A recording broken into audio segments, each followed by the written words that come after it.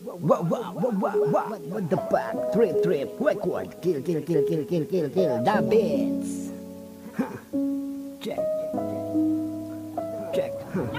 Di ka pwede pang hinaan, dapat pang tatagyan. Tibayan pa iyong kaisipan, di pwede pakitaan ng kailangan. Maraming nag-aabang dyan, naghihintay sa ibantay na liyo na pusa ay kuting.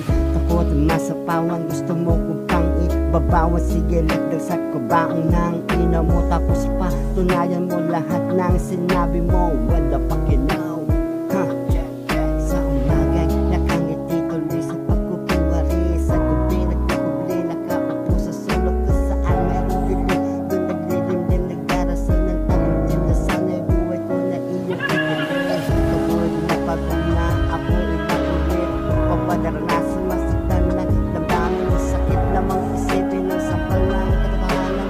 Tapos kang gamitin, ligasanin sa hulo ka lang kasi ikaw pang masama, di makaunawa, di makaintindi. Yun ang pinakamatindi na bawat binalik na sabay sa'kin. May pamilibungan na ng putang inang yan.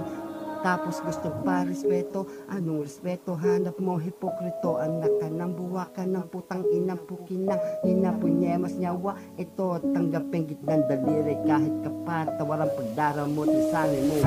Di ka pwede pang hinaan, dapat pang tatagyan. Tibayan ba iyong kaisipan? Di pwedeng pakitaan na kahinaan. Maraming nag-aabang yan, naghihintay si bantay na leyon na pusa ay kuting. Takot nga sa pawang, gusto mo upang ibabawan. Sige, lagdag sa kabaong ng ina mo, tapos patunayan mo lahat ng sinabi mo. What the fuck you know? Oo, dapat di ka pwedeng panghinaan, di mo pwedeng pakitaan kahit kapirasong katiting ng pagkakaba. Dahil maraming nag-aabang yan, naghihintay lamang ang pusa na leyon na puting. Itong si Hining dapat nang aningin, di ka titigilan, di ka tatantanan hanggang sa magkaasuntuhan. Sinubukan ko kung totoo nasa kwento ay yun lang pala ang nasa kwento. Kung di mo pa rin makuha punto, pumunta ka rito at i-explica mo. Dapat may dala kang pruweba para maniwala na ako sa mga sasabihin mo, Chende.